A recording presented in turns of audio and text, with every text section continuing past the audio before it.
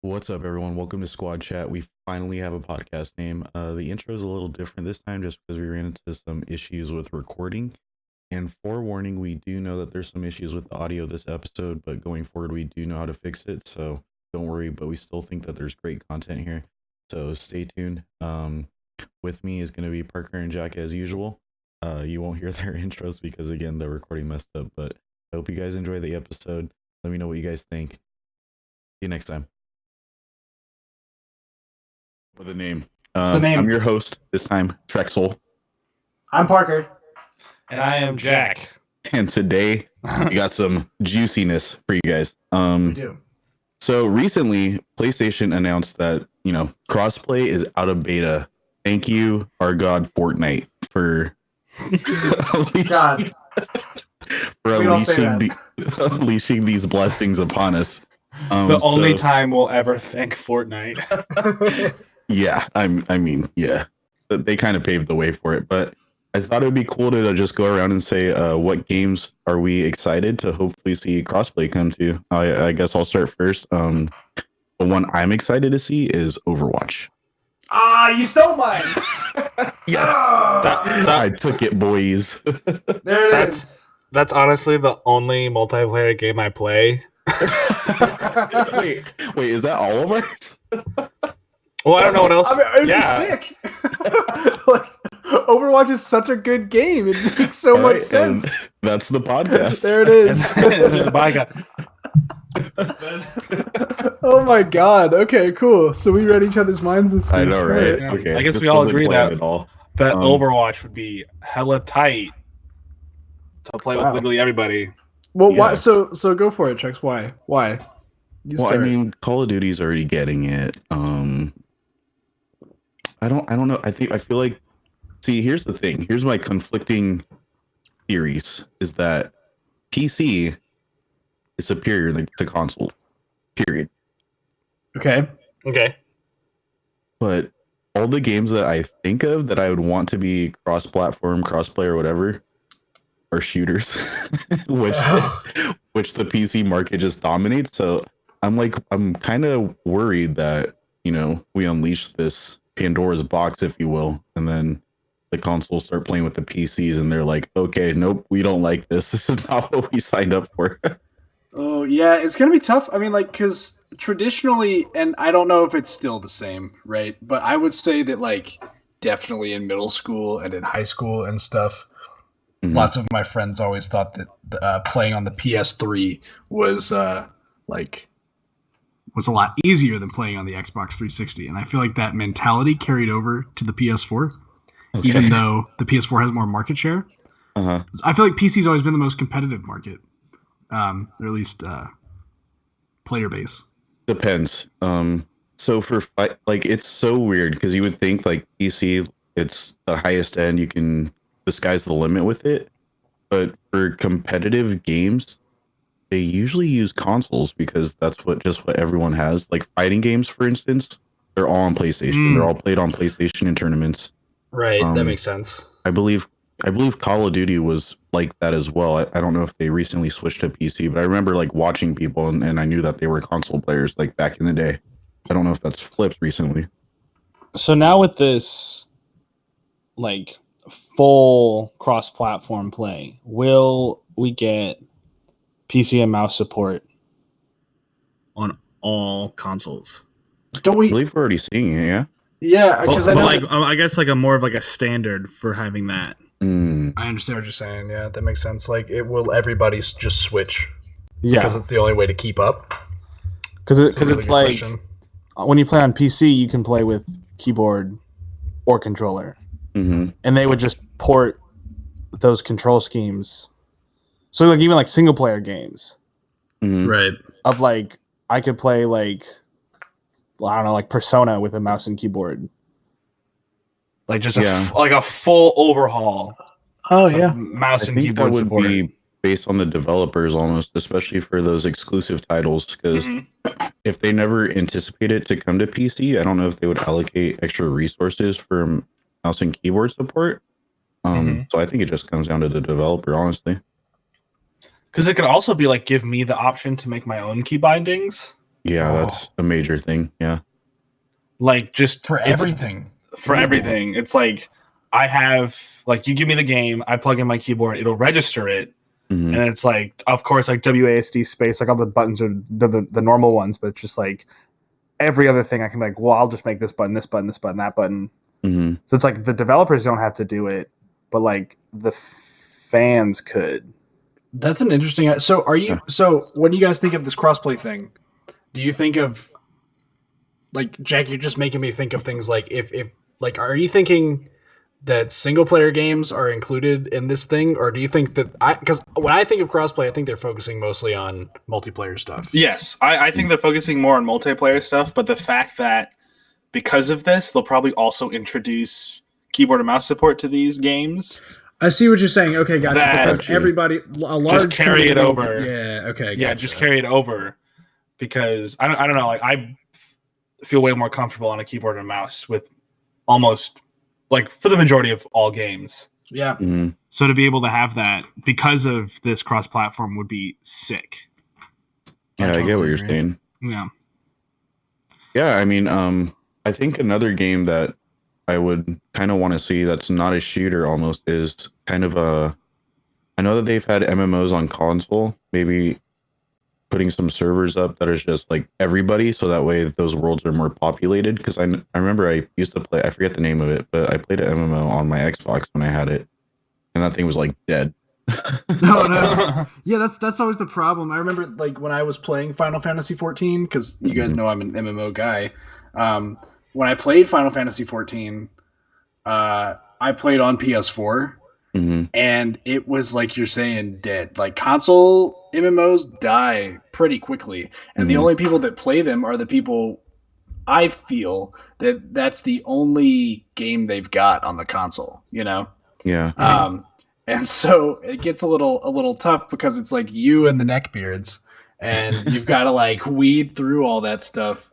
So if you have the PC community, which is just huge, like anybody can download Final Fantasy 14 for free. You have to go through the PlayStation Store to download. Like you got to do all this stuff. Like I feel like you're jumping through hoops to play an MMO on consoles. And I feel like I don't know for sure because I don't play 14 anymore. I feel like there's some sort of like PC and PS4 like you can play on both. I don't know if they communicate necessarily, and I definitely don't think they communicate with Xbox. But now that they will, I would love to see games like Star Trek Online, Final Fantasy 14, like all those games like come back to life, because I think and I'm sorry to like keep talking so much, but I feel like the MMO genre in general is in a very tender place right now. With World of Warcraft Classic coming back, with old school RuneScape blowing up in the last like year, like it has, with World of Warcraft retail having the best like year it's had. In like 10 years, with like just all these like all these things, man. Yeah, I feel like this is the perfect time for MMOs to come back, because now that you have all of like this space where, and I'm sorry I'm talking so much, but like you have this MMOs inherently create a space where like anybody can do whatever they want with other people, right? And so when you say let's not put that behind a wall of exclusivity, let's give it to everybody, then anybody can interact with these worlds that you can do anything in, and like we're one step closer to Ready Player One, and that's awesome. That actually brings up a good point. Now that everything is kind of catering towards crossplay, you can play games with people on a different platform than you. I kind of wonder, how are they going to handle exclusivities from now on? Is it going to be more frowned upon, kind of how the Call of Duty situation is? Where they have like that one mode that only PlayStation gets to play, but the game's also crossplay, so it's like PlayStation can only play that mode with PlayStation because they're the only ones who have it. I feel like I think like with, because now cross-platform is so new, I feel like now it won't be as much of like a taboo thing to do. But like years from now, when it's like a standard of like, it doesn't matter what console you have, I'll play with all my friends on whatever like system they have. I feel like once it becomes more of a thing, that's when it'll become like a super like frowned upon thing to do. I agree. Yeah, I feel like it's because like I feel like now, if you aren't like aware of this cross-platform thing, like you would never have guessed that you're playing with someone on Xbox, but you're on PS4. That's also another thing that's like very like that I've seen in every article I've read about this like cross-platform thing is like everybody's like, wait a minute, they just did this. There was no like major announcement. They could have announced this at the State of Play, which we covered last week, and they didn't. So I don't know if you guys have been following it, but kind of for the audience. So the whole crossplay thing kind of happened. It started, I want to say last year, a little over a year ago, where Fortnite accidentally, quote unquote, unlocked the crossplay mechanic between PlayStation and Xbox, and the only reason people found out was because Xbox people can have spaces in their usernames and PlayStation people can't. I think that's what it was. Oh. So when someone on PlayStation got killed by someone with a space in their name, they're like, "Wait, how did that happen? You're not allowed to do that." Can we pause? Yeah. What a fucking neckbeard that figured that out. What dude plays online multiplayer games on their PlayStation long enough to go, that guy has a space in their name? Like, who does that? I have been a Sony person for literally since like middle school. Uh-huh. I had no idea I could not have a space in my name. That's the thing. If someone killed me with a space in their name, I'd be like, oh, okay. I wouldn't even one person read their name. That's hilarious. All right, There's keep that going. one I'm person sorry. that wanted that in their name for the longest time, and they're like, "Wait, we can do that now?" And so like a whole Reddit thread started about it, and then they've like figured out, yeah, Epic just turned on crossplay. And then they immediately turned it off. How do you accidentally turn on crossplay? That's why I said quotes that they turned it on, because I'm for sure certain that they did it on purpose. No. I have a friend who does not work there anymore. He worked in the customer service department for Fortnite. Mm-hmm. And he said like when they figured that shit out, like everybody at the company was like the most proud person. Like it's the thing. Like I remember like I got lunch with him one time, and he works in customer service or worked in customer service, like just answering phones and like, you know, working with the fraud department. And he was like super hyped that they were like the first people to do cross-platform. You know, they weren't even supposed to. They weren't even supposed to, but they did it. You know, and like thank goodness they did it. Like even though Epic's kind of shady and people feel how they feel about Epic, you're either on one side where you love it, or you're on the other side where you don't with the new like platform stuff and with Fortnite in general. They did it. They helped us, and then after that we got Rocket League. Well, huge. You're jumping ahead a little bit. So I'm after sorry. After that, it was right before E3. So like it was like the big story of E3 was that Fortnite did crossplay. Yeah. And then so I forget who it was. I think it was Fortnite. They went on stage and they're like, "Yeah, we're gonna do crossplay, and we're gonna do it with everyone except Sony because they won't let us." Yikes. So they kind of just put Sony on blast. And they're like, "Yeah, so everyone else is willing to do it, but Sony isn't. So I guess you guys have to miss out." Is a very good way of forcing Sony to do crossplay. Oh yeah, it was big dick energy for sure. Because even if Sony was like, "Yeah, no, that's whack. I don't want to do it," all the fans were like, "I want to play Fortnite with my friend Jeremy." Make me play Fortnite with my friend, and then all of a sudden, millions of people are like, "Sony, like, what the heck? Like, what are you doing?" And then now they have to. Yeah, so that's exactly what happened. Which is like the whole PlayStation community was. Thank you, Fortnite pissed. God. They were like pissed at Sony because even after that, they still didn't back down for like a couple more months. They said that it was a while. Yeah, I think it was like a Microsoft panel because if you remember when Minecraft came to Switch, they had this trailer that was play together, play with your friends, whatever, and it was just Switch and Xbox, and that was their whole trailer. I remember.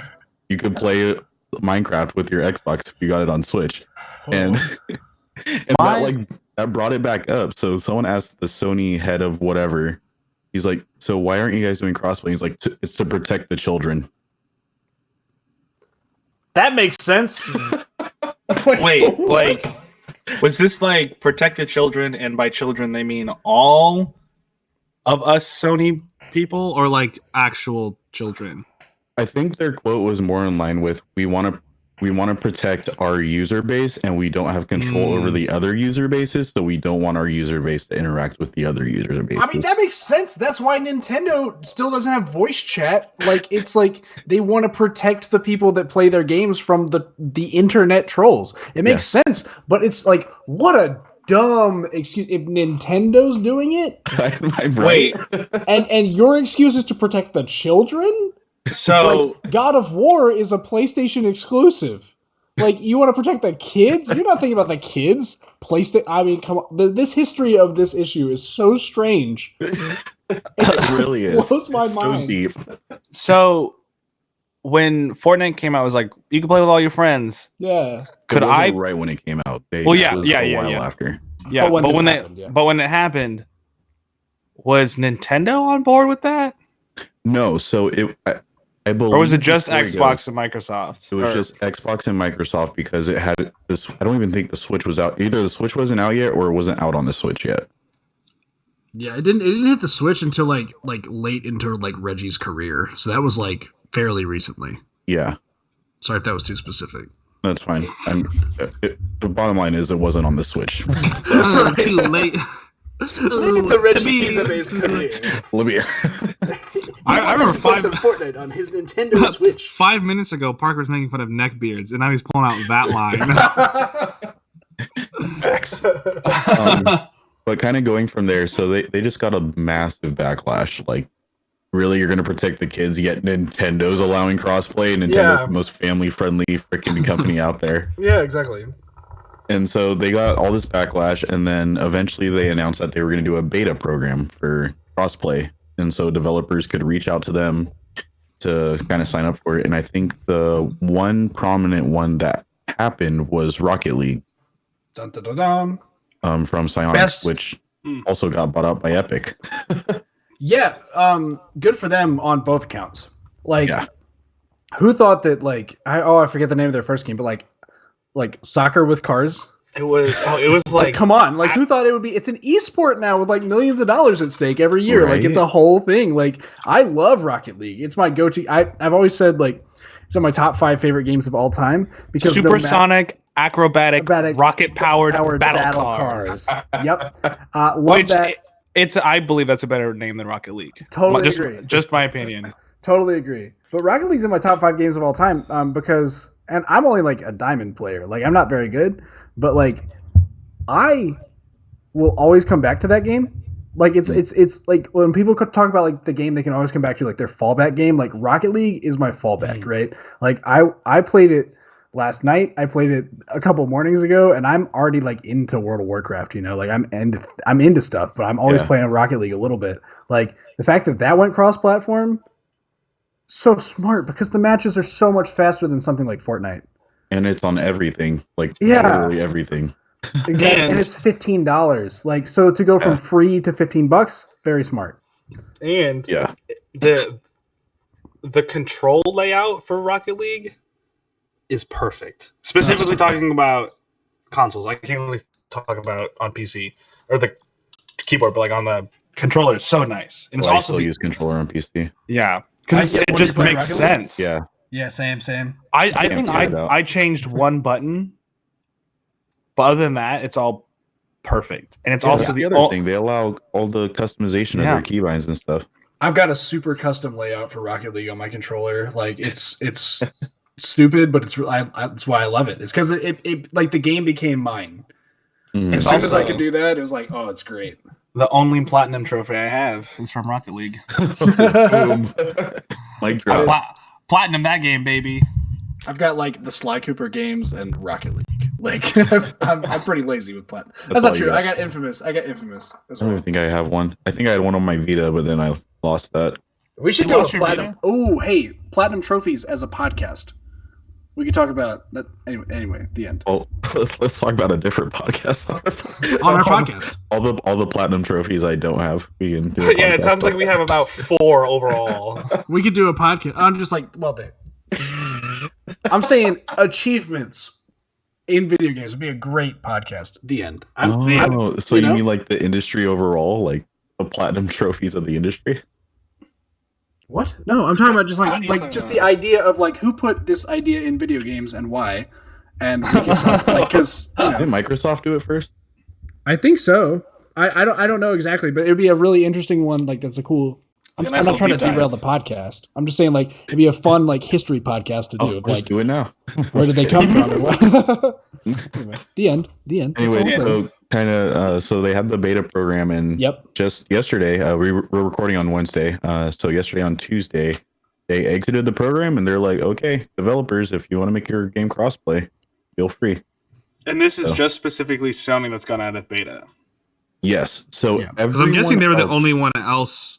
Everyone else was like on board for crossplay already. Yeah. And of course, it's a developer by developer basis. It's if the developer wants to do the crossplay. So, but this is a really big thing for companies like Activision and EA, though. Like, I mean, this really it affects anybody making multiplayer, and if you're making multiplayer, you're Activision or EA right now,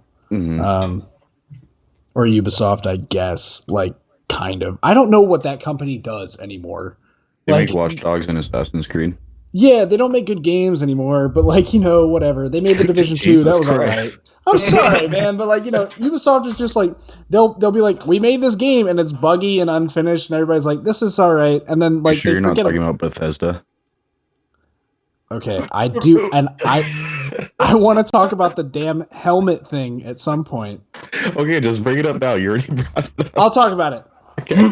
So you know how like the whole issue with like the Fallout 76 helmets happened? This is a very quick sidebar, very quick. Go ahead. Because the whole news cycle was very quick on this. Everybody's like, "Oh my God, they're moldy." They recalled them. Turns out that there were only 32 moldy helmets because they found out that the mold was only affecting ones sold by GameStop. I thought it was 20,000. No, okay, so GameStop ordered, so Bethesda, I think it was either Bethesda made or GameStop ordered. Either way, there were 20,000 of these moldy helmets, but only 32 of those 20,000 helmets got sold. Only 30. Wait. 20,000 got pre-ordered and sold. The collector's edition, there was only 32 sold. Only 32 of this specific. That's a rare item. Yeah, it's a rare item, and it was so few that GameStop was able to reach out to the people individually, like your store called you or something like that. I'm sure something like that happened, but it was something like GameStop reached out individually. Yeah, I'm sure there's chat's bigger than 32 people. Exactly. I need to like. Yeah. I need to like. Hold on. They made 20,000. Wait.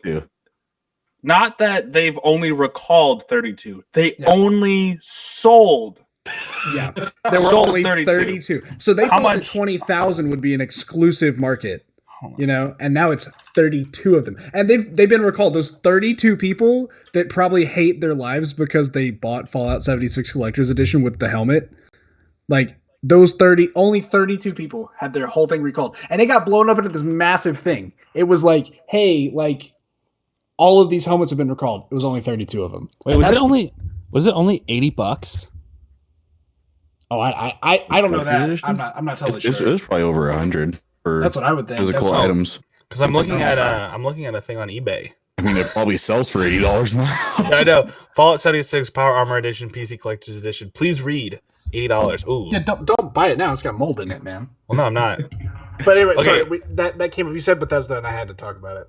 That's actually insane that they expected to sell 20,000 at least, and they thought that would be exclusive. They're like, no one's gonna buy. Like, they're like, it's gonna be so tight. Yeah, it'll be such a niche community, and like, I bet those 36, they know each other. Oh God, they have to. At this point. Oh my God, they're all in a group chat together now. Yeah.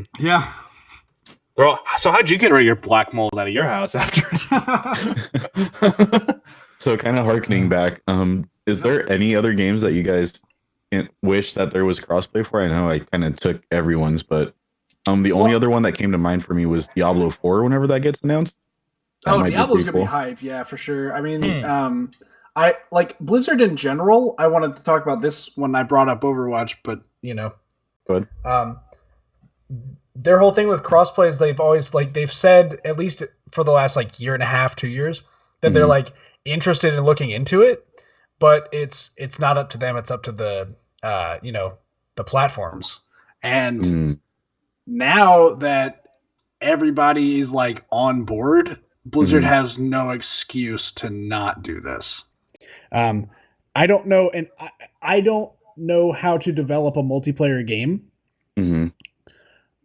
but I would assume that they'd have to rework like some fundamental structure to like make Overwatch compatible with all of the systems out there, you know? Like there'd have to be something very different put into the code of how all that works. Maybe I sound stupid to somebody that knows how to do it. Yeah. But Rocket League was an older game as well. Yeah, and they were able to do it. Psyonix is what, like 30, 40 people? So it's like, you know, if they could do it, Blizzard could do it. And I think Blizzard's always been looking for an excuse not to do more work because Activision is... No, and that's not against them. I think Activision was a very, very bad call for Blizzard. And I don't think that anybody looking at it objectively would ever say anything different. But, like, I think that now Activision's going to have to start spending money on Blizzard looking into their massively popular games. Because at this point, like... all they've got is Call of Duty and Blizzard stuff. So, like, Activision has to start spending money somewhere and letting somebody do something different, you know? Yeah, but also Blizzard, Call of Duty figured out the cross-platform, so maybe they can, you know, share some words. Good point. Maybe they'll just give it to Blizzard and say, you do it next. And, like, that's it. Because, man, Overwatch... like, being able to play Overwatch anywhere, like, when I want to get serious on my computer, when I want to just, like, chill in bed on my Switch and, like, no difference. Oh, God, Overwatch on Switch. I don't think I'm gonna get it. Like, I don't think I'm gonna get it. But like, the possibility is cute. I think they locked it at 30 frames per second. I think they did too. Which for a competitive shooter, is like, yikes, dude. Talk about this. Actually, is a good segue to my question. What are the downsides of cross-platform or cross-play? Because one big one is if I'm playing Overwatch on my Switch.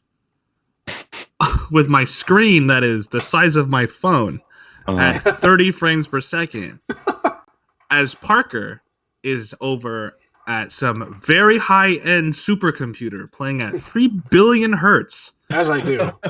On a 8K monitor and is so fast, the 30 hertz player, has no chance. Like, what? And I'm also playing with a little tiny controller. Imagine if you beat him, though. The accomplishment. That'd be amazing. I used to play on a 30 hertz monitor, and I'm freaking great. Good lord. Yeah, you're pretty good. What are the downsides? We've talked about the pluses. Yeah, I think that they have to make it optional per player, the same way Call of Duty is making it, where you opt into it. It's not an opt out. I think that kind of alleviates that. I think if any developer kind of forces crossplay on a shooter, nonetheless, that's a doomed shooter from the start. I also think there's a little bit of responsibility on the developer, like not just on like the player saying, I don't want to do this, but the developer has to be there for like what's best for the player at the end of the day. At the end of the day, people aren't going to play a game that the developer's not like looking out for you with, right? Like that's why people dropped off of a lot of Call of Duties, because it's just like the dev obviously only wants my money, you know? The developer should put in those options. I think it's like both on the developer and on the person, but like Call of Duty also, like they're not putting controller with mouse and keyboard. Am I right in that? Like you have to opt, that's an additional option you opt into. So it's like, if you get in a party with a PC person or someone else using mouse and keyboard, then you're in that lobby. Yeah, like you've got to like I like. There's a lot of you just got to be responsible with how you play games now. I think that's one of the biggest drawbacks is you got to be just like very sure you want to engage in this. And like I think people are going to have to start. I hate to use this word, but I think it's very important with games. And I don't think it's used enough. Like you have to practice more if you're going to like get into these lobbies and enjoy yourself, because like games are not like a hobby anymore. They're just not like especially with like these shooters that are coming out, like and like League of Legends, like video games are like huge. And they're designed. What are you doing? They're designed to be tough and competitive. And I feel like that is a whole podcast in itself of like casual versus competitive. You know, like you could have people on or whatever. But like, I think that like especially if you're opting into things like Call of Duty, like I go into it knowing I'm a casual. Like I played the beta as if I was going to be playing it like, in a couple weeks when I pick up the game. Like it's like I was playing it as casually as I possibly could because I knew that that's as much effort as I could put into it. But something like Rocket League, I used to put in like, don't judge me, I used to put in like 3 to 5 hours a day practicing. Oh, right? Good God. Like, I used to practice that game, and that's the only way I got better. Like, these competitive games like Overwatch, like, guys, we play Overwatch together. Like, yeah. You got to practice that to be good at it. Like, I feel like that's, like, part of it's on the developer to give people the in and out to say, I want to be into this competitive thing, or I don't want to be into this. But I think a lot of it's on the player now, too. Like, you have to know what you're picking up. And if you don't know what you're picking up at this point, what are you doing? Because I agree. Like, come on. The other thing is, like, I'm not saying that, like, PC is best. It is. But factually, PC is better because of Trek said, like, it's limitless. Like... I mean, it's as good as the money you put into it. Honestly. Yeah, like I would agree with that. Like you have to think like it's like specifically I guess with Overwatch. If I'm opting in for cross-platform, I'm like I could beat these PC wannabes in their keyboards, but it's just like that's kind of like not true to some extent because literally no matter what TV you buy, they go up to like 60 hertz is kind of where the cutoff is. Yeah. But with PC, it's like double that. Like you can get 240 or something like that. Yeah, you can really go buck wild with like your PC, and it's like it becomes like double the frames. It like factually it becomes to a point towards like there is a heavy advantage. I think that'll start to become more and more clear as this crossplay stuff like really takes shape. It'll be like, we've always had like the PC's better, PS4 is better, 360 is better, Xbox One is better, like because we couldn't talk shit to each other face to face. It's like anybody can say something on a forum, but like if I get next to somebody that I'm trying to talk shit to, like if like Noob Master 69 is like right next to me, I'm probably not going to talk shit to them.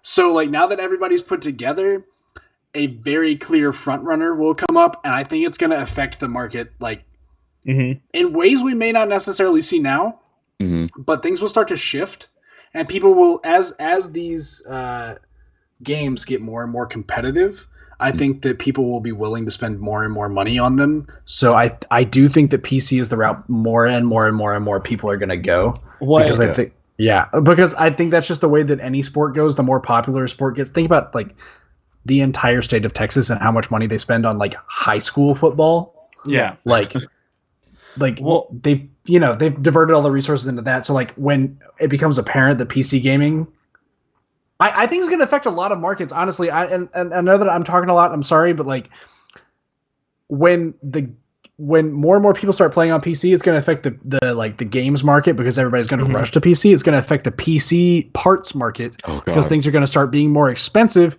because not again. I know we just got into somewhat equilibrium, but like demand is going to skyrocket, and that's not immediately. I think it's going to be very gradual over time. But I think in like 5 years, we're going to see a very different like ecosystem than we see now. We won't see it until the next console cycle. Guaranteed. Big time. To counteract that a little bit is since for PC, there are a shit ton of like gaming peripherals. There's like gaming monitor. Like that's like the big thing is like you have to have a gaming monitor if you want to be a gamer. But most console players just walked over to Best Buy, picked up some Samsung that was like, oh, it's 4K and has 3 HDMI ports. That's good for me. They could find. Yeah, and they go home. That's what I did, literally. Yeah, and I think that there might we'll start seeing more are gaming TVs.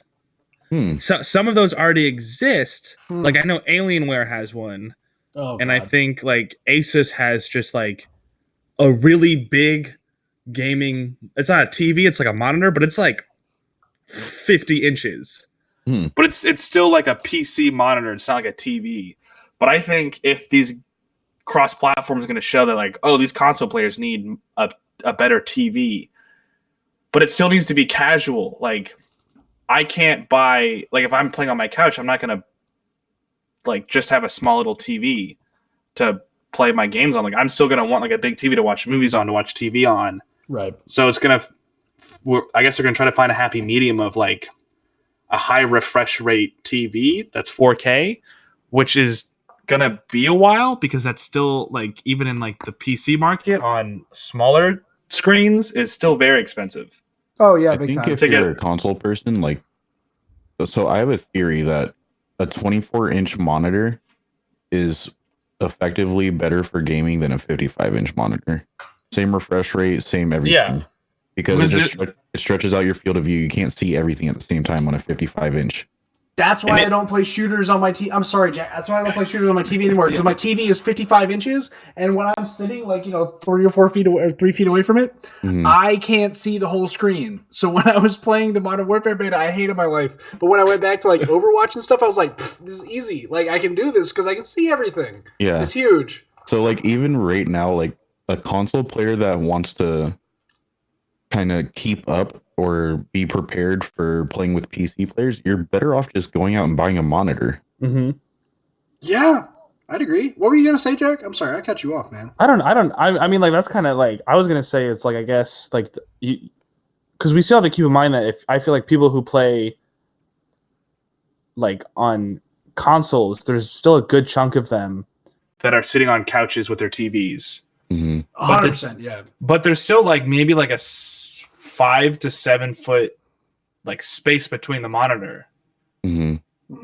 So effectively that 55, it's going to be closer to like a smaller screen because it's like I only sit like 2 feet away from my monitor. If that. But yeah, if that, like I don't even know. That's what like. So my family likes to sit in the very back of a movie theater, and I'm like, why would you do that? Because when you sit in the very back of a movie theater, the screen is like literally like this small, like you could do that and see the whole screen. That's why I like to sit in the front. Like that's the same thing with console gaming for sure. Like you're saying, it's just like that's the effect we have to deal with. The moon is huge, but it looks tiny when we're this far away. Yeah. Yeah. And I guess kind of to bring it to a wrap here, the last thing I want to bring up with you guys is the ability for kind of cross save games. So this is another kind of major component that goes hand in hand with the cross play is being able to kind of take so Destiny started this when they went free to play yesterday. You can take your character and you can effectively play that character on PC, on Xbox, and on PS4. So it's just tied to your Bungie account. Yup. So that's another like huge positive that everyone has to look forward to is the ability for cross save. Even like with products like Google Stadia or Microsoft's xCloud, where you can just play games literally on any screen wherever. The ability to keep your progress with you, even when you're on the road, and then you come back home and then you sit at your computer and all the progress that you did while you're on the road is right there. So effectively, you're just gaming 24/7. That's so beautiful, man. This makes signing up for those Bungie accounts or any of those accounts actually worth something. Yeah, 100%. Yeah. Like that is like the big thing that I've been thinking about. It's like, oh, if I can play on cross-platform, I still have to buy the game. Yeah, on all the systems. That's true. But why would I, if I'm playing a game on my PC and I also want to play on my PS4, why would I if I can't flop them? So now they'll make even more money because I can play it on my Switch in freaking California and come home. I think we talked about that at some point. I can't remember if it was last podcast or whenever, but like it was probably just in normal conversation. But we talked about how like people are only playing one game now. Like they're playing. Or maybe that was just something else that I saw. But like people tend to play just one game because gaming audiences in general have just gotten older and they have more responsibilities. Everybody has kids now. Like we're getting closer to that age, I guess. And it's like people have kids, they have jobs, they can't spend like the 15 hours a day on the weekends playing a game. So people are more every likely. Game's like a live service now. Exactly. So people are more likely to get into one thing, like a Destiny or a World of Warcraft, where they pay like World of Warcraft is a subscription, but like Destiny is like I buy it $60 here, I buy it $60 on like I buy it $60 on my PC, and then I say like PS4 is the other thing I play. Like I'll go ahead and buy it here, and I can just flip flop. Like sure, I'll pay $120, and if that's if the game comes out with enough content that I can just play it for like a year, why wouldn't I do that? You know, like that. I think that we're going to shift way more towards live service stuff, especially with this cross-platform thing. Expect games and this brings it back full circle to what I was saying earlier. Like the MMO genre can either crumble or it can like flourish right now. Because I think that's the genre that's more likely to like come to the forefront with like everything being available. So now that we're talking about this like ultimate cross-platform, I feel like we have to talk about sooner or later, like, will differential consoles be even a thing? Or will I just buy a big box? Like I guess like because of exclusives. Well, no, but like, will it become like more of like a subscription service or something? It's just like I see what you're saying. Like, I buy like one big box, and then in that there's like, oh, to unlock this you have to pay X amount of money, and then now I have unlocked their exclusives or whatever. I don't know how it would work. So, are you saying like if Sony and Microsoft stop making consoles and instead just become game publishers? Yes. And then you just buy one box and you can either buy Microsoft, Sony, or PC. Or I guess like it'd be like one, like we could just like switch. It's all just PC.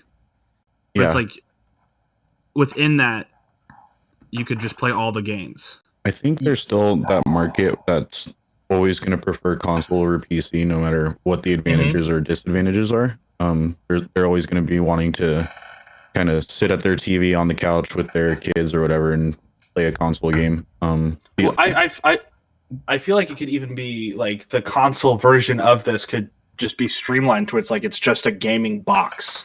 And you just build it the same way you build a PC. Or it's like, or even it's like a pre-built. Like it would literally be like a PlayStation, but it just plays all the games. It has like one version, like one box, but there's like 3 versions of it, and one is like pro version, one is like competitive, and then the other one's like casual. Yeah, like but I feel like that kind of feels like a monopoly of it. Oh yeah, of just like there's just one box, so I don't know how we would go around that. I think it would more than likely, if that future were to come to pass, it would turn more into the PC market where you just buy different parts from different manufacturers and you have the ability to make your own and customize it the way you want. So that way it's not like just under one rule, so to speak. Like you can buy the Microsoft chip or you could buy the Sony chip or you could buy both the chips and put them in, like maybe something like that. That'd be cool. Dude, we're talking Star Trek technology now, man. I feel like I don't think we're there yet, but I'm with you. Like, but it's like since Microsoft is coming out with that service that's like you can stream any game from anything. Game Pass? Just give me what's Oh, xCloud. Oh yeah, sorry, yeah. To where now I just have like a small little like Apple TV sized box, but I can stream literally any game. That's if streaming works out, man. Well, yeah, like this is all like if it is, because VR like came out and then died. So like we'll see. Not like and we talked about this in podcast number 2, but I don't think that like VR is dead. I think that it's just like what it is, and you and I both agreed on that one, Jack. That like VR is just what it is now. I think that streaming is one of those things. Like Google Stadia will appeal to the people it appeals to. Oh god, I can't wait. Dude, is that a subscription? What is that exactly? So I do plan on having a podcast kind of focused on Google Stadia before it comes out. But kind of just to give you a brief overview of it, it's a subscription service, and there's 2 different versions. There's a free version, and then there's a paid version, which is $15 a month, I believe. The difference is being the free version. Ding, cheers. The difference is being the free version, you get 1080p gaming. The paid version, you get 4K. There's differences in audio, and you get free games every now and then with the paid version, just similar to Xbox Gold or PS Plus. So I just essentially buy games through this service. Yes. So you still have to pay the price of the game to play it on the service, but there's a whole lot that we can go over at some point. I can't wait for that podcast because like tell me that doesn't sound like the prime way to play games. Yeah, it literally In works on theory, anything it's with a perfect. Chrome browser. So like your shitty laptop that barely runs, if it can open up Chrome, congrats, you have a gaming laptop now. That I feel like I'm gonna save all of my comments about that for our podcast about that. So everyone look forward to that. I think we're gonna have that one closer to November. They haven't announced a specific release date, but they did say November. So dude, that's maybe, gonna suck for everyone who has a super PC computer. I mean, we'll see how it goes. Yeah, we'll see. But if it works, yeah. Oh, if it works, it's a game changer for sure. That's a game changer. Yeah, we'll have it. Yeah, I'll never have to upgrade my PC ever. Yeah, so that'll be in probably like 3 weeks or something that we'll have that one. So, but until then, thank you everyone for listening, tuning in. This has been episode 3. We have our podcast name, Squad Chat. Squad Chat. I think we're having a really good time. We've gotten a lot of good feedback. We're still looking for some critiques. If you see anything that we could change to improve, of course, let us know. Make sure you like, comment, subscribe on the YouTube channel, and Smash like. We'll see you next time. Bye.